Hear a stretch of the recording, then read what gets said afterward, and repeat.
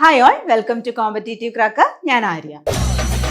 CC Onam നല്ലോണം പഠിച്ചോണം. അപ്പൊ ഞാൻ ഇന്ന് വന്നിരിക്കുന്നത്, നമുക്കറിയാം ഇനി വരാനിരിക്കുന്ന പ്രധാനപ്പെട്ട ഒരു എക്സാം ആണ് VFA എന്ന് പറയുന്നത്, അല്ലെ? അപ്പൊ അതിന് വേണ്ടിയിട്ട് നിങ്ങളൊക്കെ നല്ല രീതിയിൽ പഠിച്ചുകൊണ്ടിരിക്കുകയായിരിക്കും. നമുക്കറിയാം ഇതിൽ വളരെ ഇമ്പോർട്ടന്റ് ആയിട്ടുള്ള ഒരു ഭാഗമാണ് ഇന്ത്യൻ ഭരണഘടന എന്ന് പറയുന്നത്, അല്ലെ? അപ്പോൾ അതിൽ നിന്നും എത്ര മാർക്കിന് ക്വസ്റ്റ്യൻ വരും, അതുപോലെ തന്നെ അതിൽ നമ്മൾ പഠിക്കേണ്ട പ്രധാനപ്പെട്ട ഭാഗങ്ങൾ ഏതൊക്കെയാണ്, അങ്ങനെയുള്ള കാര്യങ്ങളാണ് നമ്മൾ ഇതിൽ നോക്കാൻ പോകുന്നത്. കൂടാതെ നമ്മൾ കഴിഞ്ഞ VFA എക്സാമിന് ചോദിച്ചിട്ടുള്ള പ്രധാനപ്പെട്ട കുറച്ച് ക്വസ്റ്റ്യൻസ് കൂടെ നമുക്കൊന്ന് ഡിസ്കസ് ചെയ്തു പോവാം. ഓക്കെ, അപ്പോൾ നമുക്ക് നോക്കാം. VFAയില് നമ്മുടെ കോൺസ്റ്റിറ്റ്യൂഷന്റെ ഭാഗത്ത് നിന്ന് എത്ര മാർക്കിന്റെ ക്വസ്റ്റ്യൻ ആണ് വരുന്നത്, അല്ലെങ്കിൽ ഇതിന്റെ വെയിറ്റേജ് എത്രയാണ് എന്നുള്ള കാര്യം നമ്മളൊന്ന് മനസ്സിലാക്കി വെക്കുക. നമ്മൾ ഏത് പരീക്ഷയ്ക്ക് പ്രിപ്പയർ ചെയ്യുമ്പോഴും ആദ്യം മനസ്സിലാക്കേണ്ടത് എന്താണ്? വെയിറ്റേജ് മനസ്സിലാക്കി പഠിക്കുക എന്നുള്ളതാണ് ഏറ്റവും പ്രധാനപ്പെട്ട കാര്യം എന്ന് പറയുന്നത്. നമ്മുടെ ഭരണഘടനയുടെ ഭാഗത്ത് നിന്ന് വരുന്നത് എത്ര മാർക്കിനാണ്? ഓർത്തിരിക്കുക, 5 മാർക്കിനാണ് വരുന്നത് എന്ന കാര്യം ഓർക്കുക കേട്ടോ. അപ്പൊ ഇതിന്റെ വെയിറ്റേജ് എത്രയാണ്? 5 മാർക്കാണ് വരുന്നത്. അതുപോലെ ഇതിലെ പ്രധാനപ്പെട്ട ഏതൊക്കെ ഭാഗങ്ങളാണ് പഠിക്കേണ്ടത് കൃത്യമായിട്ട് കൊടുത്തിട്ടുണ്ട്. ഏതൊക്കെയാണ്? ഭരണഘടനാ നിർമ്മാണ സമിതി, നമ്മുടെ കോൺസ്റ്റിറ്റ്യൂന്റ് അസംബ്ലി, അതുപോലെ ആമുഖം, പൗരത്വം, മൗലിക അവകാശങ്ങൾ, നിർദ്ദേശക തത്വങ്ങൾ, മൗലിക കടമകൾ, ഗവൺമെന്റിന്റെ ഘടകങ്ങൾ, ഓർഗൻസ് കൃത്യമായിട്ട് പഠിക്കണം. അതുപോലെ പ്രധാനപ്പെട്ട ഭരണഘടനാ ഭേദഗതികൾ എന്നിവിടെ മെൻഷൻ ചെയ്തിട്ടുണ്ട്. അതിൽ ഇമ്പോർട്ടന്റ് ആയിട്ട് പഠിക്കേണ്ട കുറച്ച് ഭേദഗതികൾ കൂടെ കൊടുത്തിട്ടുണ്ട്. 42, 44, 52, 73, 74, 86, 91. അപ്പൊ നമ്മള് ഈ ഭരണഘടനാ ഭേദഗതികൾ മാത്രം പഠിച്ചാൽ മതിയോ? പോരാ. ഓർത്തിരിക്കുക, എപ്പോഴും ഭരണഘടനാ ഭേദഗതികൾ എന്നാണ് ഇവിടെ കൊടുത്തിരിക്കുന്നത്. ഇമ്പോർട്ടന്റ് ആയിട്ടുള്ള മറ്റ് ഭരണഘടനാ ഭേദഗതികൾ കൂടെ നമ്മളൊന്ന് നോക്കി വെക്കണം കേട്ടോ. പിന്നെ കൂടാതെ ഇവിടെ കൊടുത്തിരിക്കുന്നത് പഞ്ചായത്ത് രാജ്. പഞ്ചായത്ത് രാജ് വളരെ ഇമ്പോർട്ടന്റ് ആയിട്ടുള്ള ഒരു ടോപ്പിക്കാണ്. അതുപോലെ പ്രധാനപ്പെട്ട മറ്റൊരു ടോപ്പിക്കാണ് ഭരണഘടനാ സ്ഥാപനങ്ങളും അവയുടെ ചുമതലകളും എന്ന് പറയുന്നത്. കൂടാതെ എല്ലാ എക്സാമിനും എപ്പോഴും ചോദിക്കാറുള്ള ഒരു ഏരിയ ആണ് union list, state list, concurrent list എന്നിവ. അപ്പൊ നമ്മൾ VFA എക്സാമിന് വേണ്ടിയിട്ട് പ്രധാനമായിട്ടും പഠിക്കേണ്ട ടോപ്പിക്കുകൾ നമ്മുടെ ഇന്ത്യൻ ഭരണഘടനയിൽ ഈ പറഞ്ഞിരിക്കുന്നവയാണ്. എല്ലാം നല്ല രീതിയിൽ ഡെപ്തിൽ തന്നെ പഠിച്ചു വെക്കുക. 5 മാർക്കല്ലേ ഉള്ളൂ എന്നോർത്ത് നമ്മൾ സ്കിപ്പ് ചെയ്യരുത്. നല്ല രീതിയിൽ തന്നെ എന്ത് ചെയ്യണം? പഠിച്ചു മാറണം. നമുക്ക് മാർക്ക് സ്കോർ ചെയ്യാൻ പറ്റുന്ന ഒരു ഏരിയ ആണിത്. അപ്പൊ നമുക്ക് പ്രീവിയസ് ഇയറിൽ ചോദിച്ചിട്ടുള്ള കുറച്ച് ക്വസ്റ്റ്യൻസ് കൂടെ ഒന്ന് പരിചയപ്പെടാം. ആദ്യത്തെ ചോദ്യം നോക്കാം. ആദ്യത്തേതാണ്, മന്ത്രിസഭയിലെ മൊത്തം മന്ത്രിമാരുടെ എണ്ണം ലോകസഭയിലെ മൊത്തം അംഗങ്ങളുടെ 15% കവിയാൻ പാടില്ല എന്ന് വ്യവസ്ഥ ചെയ്ത ഭരണഘടനാ ഭേദഗതി. നമ്മൾ കണ്ടു, ഭരണഘടനാ ഭേദഗതികൾ പഠിക്കണം, വളരെ ഇമ്പോർട്ടന്റ് ആണ് എന്ന് നമ്മൾ പറഞ്ഞല്ലേ. അപ്പോ ഇവിടെ ചോദിച്ചിരിക്കുന്നത് ഭരണഘടനാ ഭേദഗതി എന്ന ഭാഗത്ത് നിന്നും ഒരു ക്വസ്റ്റ്യൻ ആണ് വന്നിരിക്കുന്നത്. നമുക്ക് ഓപ്ഷൻസ് നോക്കാം. ഓപ്ഷൻ എ 42-ാം ഭരണഘടനാ ഭേദഗതി, ഓപ്ഷൻ ബി 91-ാം ഭരണഘടനാ ഭേദഗതി, ഓപ്ഷൻ സി 52-ാം ഭരണഘടനാ ഭേദഗതി, ഓപ്ഷൻ ഡി 73-ാം ഭരണഘടനാ ഭേദഗതി. അപ്പൊ ഇതിൽ ഏതാണ് ആൻസർ ആയിട്ട് വരിക? ഇവിടെ പറഞ്ഞിരിക്കുന്നത് മന്ത്രിസഭയിലെ മൊത്തം മന്ത്രിമാരുടെ എണ്ണം ലോകസഭയിലെ മൊത്തം അംഗങ്ങളുടെ 15% കവിയാൻ പാടില്ല എന്നാണ് പറഞ്ഞിരിക്കുന്നത്, അല്ലെ? ഇത് പറയുന്നത് ഏത് ഭരണഘടനാ ഭേദഗതിയിലാണ്? ഓർത്തിരിക്കുക, ഏതാണ്? 91-ാം ഭരണഘടനാ ഭേദഗതിയാണ് എന്ന കാര്യം പഠിച്ചു വെക്കുക കേട്ടോ. 91-ാം ഭരണഘടനാ ഭേദഗതിയിലാണ് ഇത്തരം ഒരു കാര്യം പറഞ്ഞിരിക്കുന്നത്. ഓക്കെ, 42-ാം ഭരണഘടനാ ഭേദഗതി നമുക്കറിയാം വളരെ ഇമ്പോർട്ടന്റ് ആയിട്ടുള്ള ഒരു ഭരണഘടനാ ഭേദഗതിയാണ്. ഇത് അറിയപ്പെടുന്നത് ഏത് പേരിലാണ്? മിനി കോൺസ്റ്റിറ്റ്യൂഷൻ എന്ന പേരിൽ അറിയപ്പെടുന്നുണ്ട്, അല്ലെ? മിനി കോൺസ്റ്റിറ്റ്യൂഷൻ എന്ന പേരിൽ അറിയപ്പെടുന്നുണ്ട്. അതുപോലെ നമുക്കറിയാം നമ്മുടെ ഫണ്ടമെന്റൽ ഡ്യൂട്ടീസ്, മൗലിക കടമകൾ കൂട്ടിച്ചേർത്തത് 42-ാം ഭരണഘടനാ ഭേദഗതി പ്രകാരമാണ്. അതുപോലെ തന്നെ നമ്മുടെ ആമുഖത്തിലെ സോഷ്യലിസ്റ്റ്, സെക്യുലർ, ഇന്റഗ്രിറ്റി എന്നീ വാക്കുകൾ ആഡ് ചെയ്തതും നമ്മുടെ 42-ാം ഭരണഘടനാ ഭേദഗതി പ്രകാരമാണ് എന്ന കാര്യം ഒന്ന് ഓർത്തു വെച്ചോളുക കേട്ടോ. കൂടാതെ നമ്മുടെ 52-ാം ഭരണഘടനാ ഭേദഗതിയെ കുറിച്ച് പറയുകയാണെങ്കിൽ 52-ാം ഭരണഘടനാ ഭേദഗതി എന്തിനെ കുറിച്ചിട്ടാണ് പ്രതിപാദിക്കുന്നത്? 52-ാം ഭരണഘടനാ ഭേദഗതിയിൽ പറഞ്ഞിരിക്കുന്നത് കൂറുമാറ്റ നിരോധന നിയമത്തെ കുറിച്ചിട്ടാണ്, അല്ലെ? ഏതാണ്? കൂറുമാറ്റ നിരോധന നിയമത്തെ കുറിച്ചിട്ടാണ് ഏതിൽ പറയുന്നത്? നമ്മുടെ 52-ാം ഭരണഘടനാ ഭേദഗതിയിൽ പറയുന്നത്. ഈ കൂറുമാറ്റ നിരോധന നിയമം ഉൾപ്പെടുത്തിയിരിക്കുന്നത് ഏത് ഷെഡ്യൂളിലാണ് എന്ന കാര്യം കൂടെ ഒന്ന് അറിഞ്ഞിരിക്കുക. 10ാം ഷെഡ്യൂളിലാണ് കൂറുമാറ്റ നിരോധന നിയമത്തെ കുറിച്ച് പറഞ്ഞിരിക്കുന്നത് അല്ലെ. അപ്പോ ആ അമെന്റ്മെന്റ് ഒന്ന് ഓർത്ത് വെച്ചോളുക. 52ാം ഭരണഘടനാ ഭേദഗതിയാണ് എന്ന കാര്യം ഓർക്കുക. അങ്ങനെയാണെങ്കിൽ 73ാം ഭരണഘടനാ ഭേദഗതി എന്തിനെ കുറിച്ചിട്ടാണ്? നമുക്കറിയാം 73ാം ഭരണഘടനാ ഭേദഗതിയിലാണ് എന്തിനെ കുറിച്ച് പറയുന്നത്? പഞ്ചായത്ത് രാജ് സംവിധാനത്തെ കുറിച്ച് പറയുന്നത് 73ാം ഭരണഘടനാ ഭേദഗതിയാണ് അല്ലെ. പഞ്ചായത്ത് രാജ് സംവിധാനത്തെ കുറിച്ച് പറയുന്നത് 73ാം ഭരണഘടനാ ഭേദഗതിയാണ് എന്ന കാര്യം ഒന്ന് ഓർത്തിരിക്കുക. അപ്പോ 73ാം ഭരണഘടനാ ഭേദഗതി വളരെ ഇമ്പോർട്ടന്റ് ആണ്. അങ്ങനെയാണെങ്കിൽ 74ാം ഭരണഘടനാ ഭേദഗതി കൂടെ ഒന്ന് ഓർത്തിരിക്കുക. 74ാം ഭരണഘടനാ ഭേദഗതി എന്തിനെ കുറിച്ചിട്ടാണ് പറയുന്നത്? ഓർത്തിരിക്കുക, നഗരപാലികയെ കുറിച്ചിട്ടാണ് പറയുന്നത്. ഏതാണ്? നഗരപാലിക. അതായത് നമ്മുടെ മുനിസിപ്പാലിറ്റി അല്ലെ, അങ്ങോട്ടേക്കുള്ള ഇത്തരത്തിലുള്ള ഒരു 3 ടയർ സിസ്റ്റത്തെ കുറിച്ചിട്ടാണ് പറയുന്നത്. ഓർത്തിരിക്കുക, 74ാം ഭരണഘടനാ ഭേദഗതി നഗരപാലിക സംവിധാനത്തെ കുറിച്ചിട്ടും 73 പഞ്ചായത്ത് രാജ് സംവിധാനത്തെ കുറിച്ചിട്ടുമാണ് പറയുന്നത്. അപ്പോ ഓർത്തോളുക, നമ്മുടെ ഭരണഘടനാ ഭേദഗതികൾ വളരെ ഇമ്പോർട്ടന്റ് ആണ്. കൃത്യമായിട്ട് തന്നെ അത് പഠിച്ചു വെക്കുക കേട്ടോ. ഓക്കെ, ഇനി നമുക്ക് അടുത്ത ചോദ്യം നോക്കാം. അടുത്തത് ഏതാണ്? അടുത്ത ക്വസ്റ്റ്യൻ ആണ്. ഇനി നമുക്ക് അടുത്ത ചോദ്യം നോക്കാം. അടുത്ത ക്വസ്റ്റ്യൻ ആണ്, രാജ്യസഭയുമായി ബന്ധപ്പെട്ട് ശരിയായ പ്രസ്താവനകൾ കണ്ടെത്തുക. അപ്പൊ രാജ്യസഭയുമായി ബന്ധപ്പെട്ടിട്ടുള്ള കുറച്ച് പ്രസ്താവനകളാണ് കൊടുത്തിരിക്കുന്നത്.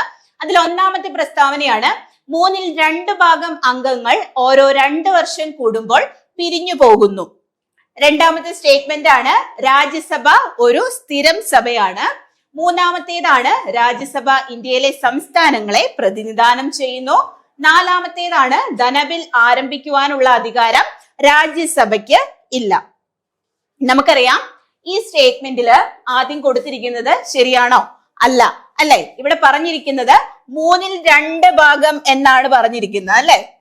2/3 ഭാഗം എന്നാണ് പറഞ്ഞിരിക്കുന്നത്. പക്ഷെ നമുക്കറിയാം 1/3 അല്ലെ, 1/3 ഭാഗം വീതമാണ്. ഓരോ 1/3 വീതം അംഗങ്ങൾ ഓരോ 2 വർഷം കൂടുമ്പോഴാണ് പിരിഞ്ഞു പോകുന്നത് അല്ലെ. അപ്പോ ഈ സ്റ്റേറ്റ്മെന്റ് തെറ്റാണ് എന്ന കാര്യം നമുക്കറിയാം. രാജ്യസഭ ഒരു സ്ഥിരം സഭയാണ്. നമുക്കറിയാം രാജ്യസഭ എന്ന് പറയുന്നത് സ്ഥിരം സഭയാണ് അല്ലെ. അപ്പൊ ഈ സ്റ്റേറ്റ്മെന്റ് ശരിയാണ്. മൂന്നാമത്തേത് നോക്കിയേ, രാജ്യസഭ ഇന്ത്യയിലെ സംസ്ഥാനങ്ങളെ പ്രതിനിധാനം ചെയ്യുന്നു. ശരിയാണ് അല്ലെ, കറക്റ്റ് ആണ്. സംസ്ഥാനങ്ങളെയാണ് പ്രതിനിധാനം ചെയ്യുന്നത്. അങ്ങനെയാണെങ്കിൽ ലോകസഭ പ്രതിനിധാനം ചെയ്യുന്നതോ? ലോകസഭ പ്രതിനിധാനം ചെയ്യുന്നത് ജനങ്ങളെയാണ് അല്ലെ. ഓർത്തിരിക്കുക കേട്ടോ. അതുപോലെ ധനബിൽ ആരംഭിക്കുവാനുള്ള അധികാരം രാജ്യസഭയ്ക്ക് ഇല്ല. ആ സ്റ്റേറ്റ്മെന്റും ശരിയല്ലേ? ശരിയാണ്. ധനബിൽ ആരംഭിക്കുവാനുള്ള അധികാരം ആർക്കാണുള്ളത്? ലോകസഭയ്ക്കാണുള്ളത് അല്ലെ. എവിടെയാണ്? ലോകസഭയ്ക്കാണ് ഉള്ളത്. അപ്പോ ഓർത്തിരിക്കുക, ഇതില് തെറ്റായിട്ടുള്ള സ്റ്റേറ്റ്മെന്റ് എന്ന് പറയുന്നത് ഏതാണ്? ഒന്ന് മാത്രമേ ഉള്ളൂ. അപ്പൊ ഇതില് ശരിയായിട്ട് വരുന്ന ഉത്തരം എന്ന് പറയുന്നത് 2, 3, 4 പ്രസ്താവനകൾ മാത്രമാണ് ശരി. അപ്പോ ഇതിൽ ഉത്തരം വരുന്നത് ഓപ്ഷൻ സി ആണ് എന്ന കാര്യം ഒന്ന് ഓർത്തിരിക്കുക. നമുക്കറിയാം രാജ്യസഭ എന്ന് പറയുന്നത് ഉപരിമണ്ഡലവും നമ്മുടെ അധോമണ്ഡലം എന്ന് പറയുന്നത് ഏതാണ്? ലോകസഭയാണ് അല്ലെ. അപ്പർ ഹൗസ് ഏതാണ്? രാജ്യസഭ. ലോവർ ഹൗസ് എന്ന് പറയുന്നത് ലോക്സഭയാണ് എന്ന കാര്യം ഓർക്കുക. മണി ബിൽ ഇൻട്രൊഡ്യൂസ് ചെയ്യുന്നത് എവിടെയാണ്? ലോകസഭയിലാണ് എന്ന കാര്യം ഓർത്തിരിക്കുക. പ്രതിനിധാനം ചെയ്യുന്നത് ആരെയാണ്? ജനങ്ങളെ പ്രതിനിധാനം ചെയ്യുന്നത് ലോകസഭയും സംസ്ഥാനങ്ങളെ പ്രതിനിധാനം ചെയ്യുന്നത് രാജ്യസഭയുമാണ് എന്ന കാര്യം ഒന്ന് ഓർത്തു വെച്ചോളുക കേട്ടോ. അപ്പൊ വളരെ ഇമ്പോർട്ടന്റ് ആണ്, പഠിച്ചു വെച്ചോളുക. ഓക്കെ, ഇനി നമുക്ക് അടുത്ത ക്വസ്റ്റ്യൻ നോക്കാം. അടുത്തതാണ്, തദ്ദേശ സ്വയംഭരണ സ്ഥാപനങ്ങൾക്ക് ഭരണഘടന അംഗീകാരം ശുപാർശ ചെയ്ത കമ്മിറ്റി ഏതാണ് എന്നതാണ് ക്വസ്റ്റ്യൻ. ഇതാണ് തദ്ദേശ സ്വയംഭരണ സ്ഥാപനങ്ങൾക്ക് ഭരണഘടന അംഗീകാരം ശുപാർശ ചെയ്തത് ഏതാണ്? PK Thungon committee, Balwant Rai Mehta committee, Ashok Mehta committee, Sarkaria commission. അപ്പൊ ഇവിടെ വരുമ്പോ നമുക്കറിയാം തദ്ദേശ സ്വയംഭരണ സ്ഥാപനങ്ങൾക്ക് ഭരണഘടനാ പദവി നൽകിയത് ആരാണ്? അത് ശുപാർശ ചെയ്തത് ഓപ്ഷൻ എ PK തുങ്കൻ കമ്മിറ്റിയാണ് എന്ന കാര്യം പഠിച്ചു വെച്ചോളുക കേട്ടോ. ആരാണ്? PK തുങ്കൻ കമ്മിറ്റിയാണ് വരുന്നത്. അങ്ങനെയാണെങ്കിൽ ബൽവന്ത് റായ് മേത്ത കമ്മിറ്റിയോ? പഞ്ചായത്ത് രാജ് സംവിധാനം അല്ലെ ശുപാർശ ചെയ്തു. ഓർത്തിരിക്കുക, പഞ്ചായത്ത് രാജ്. നമ്മൾ പറഞ്ഞു പഞ്ചായത്ത് രാജ് സംവിധാനം നിലവിൽ വന്നത് ഏത് ഭരണഘടനാ ഭേദഗതി പ്രകാരമാണ്? 73ാം ഭരണഘടനാ ഭേദഗതി പ്രകാരമാണ് എന്ന കാര്യം കൂടെ ഒന്ന് ഓർത്തിരിക്കുക. അങ്ങനെയാണെങ്കിൽ ആദ്യമായിട്ട് പഞ്ചായത്ത് രാജ് സംവിധാനം നിലവിൽ വന്നത് ഏത് സംസ്ഥാനത്താണ് എന്ന് ചോദിച്ചാൽ അതുകൂടെ ഒന്ന് ഓർത്തിരിക്കുക, രാജസ്ഥാനാണ് കേട്ടോ. എവിടെയാണ്? രാജസ്ഥാൻ. അതുപോലെ നമ്മുടെ ഇന്ത്യയിലെ പഞ്ചായത്ത് രാജ് സംവിധാനത്തിന്റെ പിതാവ് എന്നറിയപ്പെടുന്നത് ആരാണ്? ഓർത്തിരിക്കുക, ആരാണ്? ബൽവന്ത് റായ് മേത്തയാണ് എന്ന കാര്യം പഠിച്ചു വെച്ചോളുക. അങ്ങനെയാണെങ്കിൽ നമ്മുടെ ഇന്ത്യയിലെ തദ്ദേശ സ്വയംഭരണ സ്ഥാപനങ്ങളുടെ പിതാവ് എന്നറിയപ്പെടുന്നത് ആരാണ്? റിപ്പൺ പ്രഭു ആണ് എന്ന കാര്യം കൂടെ ഓർത്തിരിക്കുക കേട്ടോ.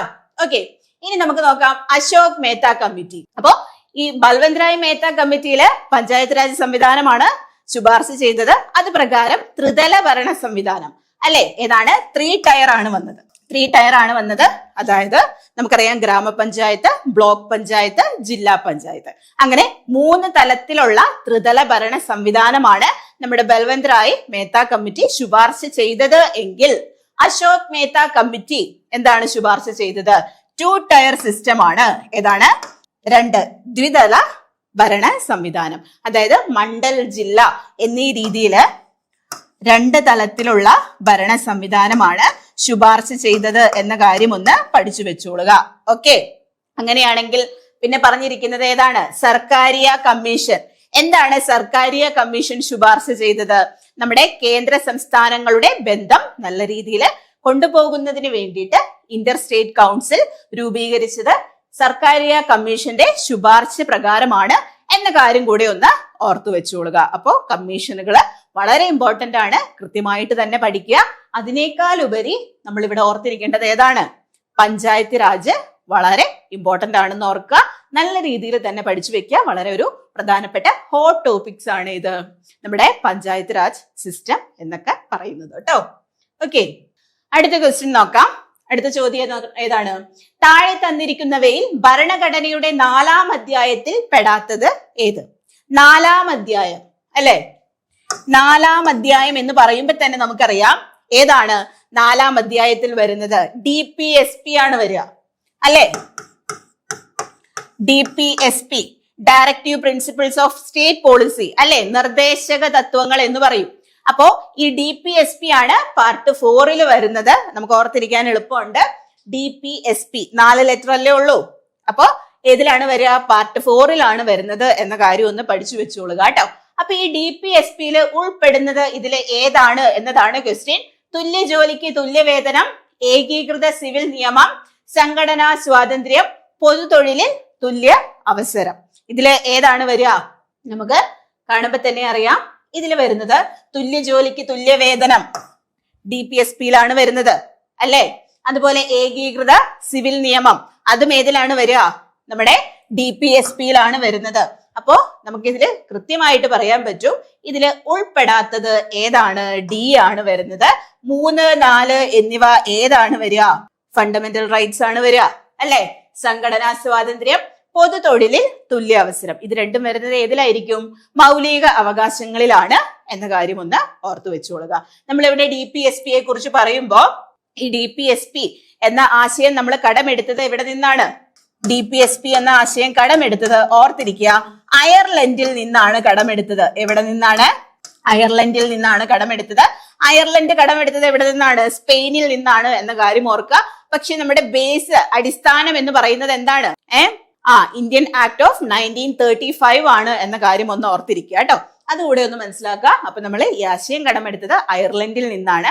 അതിനേക്കാൾ ഉപരി നമ്മൾ ഓർത്തിരിക്കേണ്ട മറ്റൊരു പ്രധാനപ്പെട്ട കാര്യം, ഇതെന്താണ്? നോൺ ജസ്റ്റീഷ്യബിൾ ആണ്.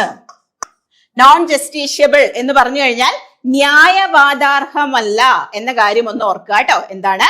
ന്യായവാദാർഹമല്ല ഏത്? DPSP എന്ന് പറയുന്നത്. പക്ഷെ നമുക്കറിയാം ഫണ്ടമെന്റൽ റൈറ്റ്സ് എന്ന് പറഞ്ഞാൽ എന്താണ്? ന്യായവാദാർഹമാണ് അല്ലെ? ജസ്റ്റീഷ്യബിൾ ആണ്.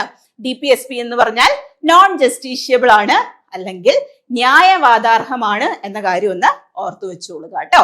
ഓക്കെ, അപ്പോ DPSPനെ കുറിച്ച് ഓർത്തിരിക്കുക. പിന്നെ ഇവിടെ നമ്മൾ ഇമ്പോർട്ടന്റ് ആയിട്ട് പഠിച്ചു വെക്കേണ്ട ഒരു കാര്യമാണ്, നമ്മുടെ കറണ്ട് അഫയേഴ്സ് റിലേറ്റഡ് ആയിട്ടൊക്കെ ചോദിക്കാൻ ചാൻസ് ഉള്ളൊരു ഏരിയ ആണ് ഇത്, ഏകീകൃത സിവിൽ നിയമം എന്ന് പറയുന്നത്.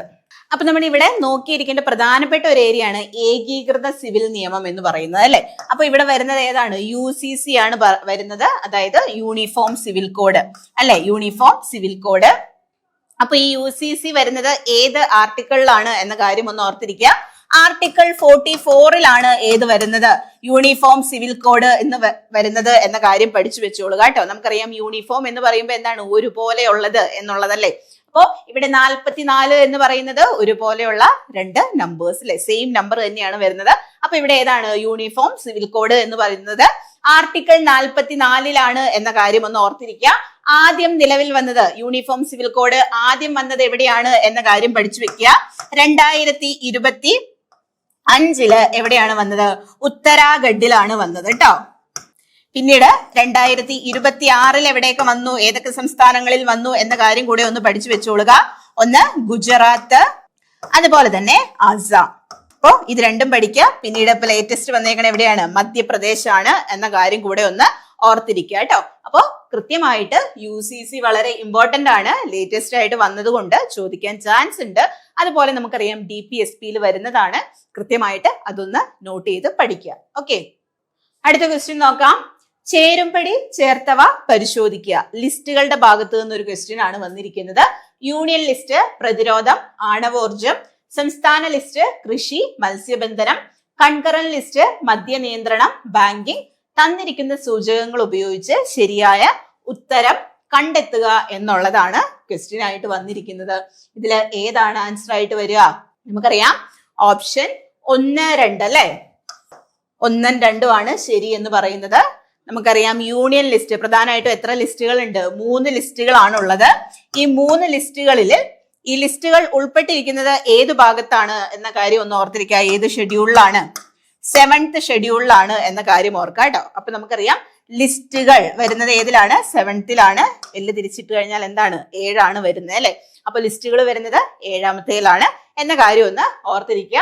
പ്രധാനമായിട്ടും 3 ലിസ്റ്റുകളാണുള്ളത്. അതിലൊന്നാണ് യൂണിയൻ ലിസ്റ്റ്. യൂണിയൻ ലിസ്റ്റിൽ ആരായിരിക്കും?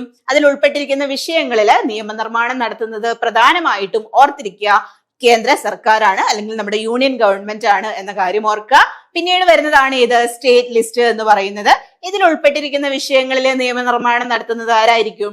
നമ്മുടെ സംസ്ഥാന ഗവൺമെന്റ് ആണ് എന്ന കാര്യം ഓർക്കുക. അങ്ങനെയാണെങ്കിൽ കൺകറന്റ് ലിസ്റ്റിലെ പ്രത്യേകത എന്താണ്? കൺകറന്റ് ലിസ്റ്റില് പ്രധാനമായിട്ടും നമ്മുടെ കേന്ദ്ര സർക്കാരിനും അതുപോലെ തന്നെ നമ്മുടെ സംസ്ഥാന ഗവൺമെന്റിനും നിയമനിർമ്മാണം നടത്താൻ സാധിക്കും എന്ന കാര്യം ഓർക്കുക കേട്ടോ. അപ്പോൾ ഇതിൽ ഉൾപ്പെടുന്ന പ്രധാനപ്പെട്ട ഒരു വിഷയത്തിന് എക്സാമ്പിൾ ആണ് നമ്മുടെ കൺകറന്റ് ലിസ്റ്റിൽ ഉൾപ്പെടുന്നതാണ് ഇത് വിദ്യാഭ്യാസം എന്ന് പറയുന്നത് അല്ലെ, എഡ്യൂക്കേഷൻ. ഓർത്തിരിക്കുക കേട്ടോ. നമ്മളിപ്പോൾ ഇന്ത്യൻ ഭരണഘടനയുടെ ഭാഗത്ത് നിന്നും ചോദിച്ചിട്ടുള്ള പ്രധാനപ്പെട്ട ക്വസ്റ്റ്യൻസ് ഡിസ്കസ് ചെയ്ത് കഴിഞ്ഞു. അപ്പൊ നിങ്ങൾക്ക് പ്രധാനപ്പെട്ട ഏരിയകൾ ഏതൊക്കെയാണ് എന്ന് മനസ്സിലായിട്ടുണ്ടാകും. അപ്പൊ കൃത്യമായ രീതിയിൽ തന്നെ എന്ത് ചെയ്യുക? നമ്മൾ ആ ഏരിയകളൊക്കെ പഠിച്ചു മാറുക കേട്ടോ. നമ്മൾ ഓർക്കുക വെയിറ്റേജ് 5 മാർക്കാണ്. എത്ര ഇമ്പോർട്ടൻ്റ് ആണ് 5 മാർക്ക് എന്ന് ഞാൻ പറയാതെ തന്നെ നിങ്ങൾക്കറിയാം. അപ്പൊ കൃത്യമായിട്ട് തന്നെ എന്ത് ചെയ്യുക? നല്ല രീതിയിൽ പഠിച്ചു പോവുക കേട്ടോ. അപ്പോൾ നമുക്ക് നമ്മുടെ CCയിൽ VFAക്കായിട്ട് ഒരു ക്രാഷ് ബാച്ച് സ്റ്റാർട്ട് ചെയ്തിട്ടുണ്ട്. അപ്പോൾ എത്രയും വേഗം തന്നെ എന്ത് ചെയ്യുക? ജോയിൻ ചെയ്യുക. ഇതിലെ live class plus recorded class, അതുപോലെ തന്നെ നമുക്ക് മെന്റർഷിപ്പ് എല്ലാം അവൈലബിൾ ആണ്. കൂടാതെ നമുക്ക് മോഡൽ എക്സാംസ് ഒക്കെ എഴുതാനുള്ള അവസരങ്ങളുണ്ട്. കൃത്യമായിട്ട് തന്നെ നിങ്ങൾ അതൊക്കെ ഉപയോഗിക്കുക. അപ്പോൾ ഈ നമ്മുടെ കോഴ്സിനെ കുറിച്ച് കൂടുതൽ ഡീറ്റെയിൽസ് അറിയാനായിട്ട് 8590202323 എന്ന നമ്പറിൽ കോൺടാക്ട് ചെയ്ത് കഴിഞ്ഞാൽ എല്ലാ ഡീറ്റെയിൽസും അറിയാൻ പറ്റുന്നതായിരിക്കും. ഇതുപോലെ നമ്മുടെ കോൺസ്റ്റിറ്റ്യൂഷന്റെ ഭാഗത്ത് നിന്നൊക്കെ ഉള്ള ഇമ്പോർട്ടൻ്റ് ആയിട്ടുള്ള പ്രീവിയസ് ഇയർ ക്വസ്റ്റ്യൻസ് ഡിസ്കസ് ചെയ്തുകൊണ്ട് നമുക്ക് മറ്റൊരു സെഷനിൽ വീണ്ടും കാണാം. അതുവരേക്കും താങ്ക് യു. CC ഓണം, നല്ലോണം പഠിച്ചോണം.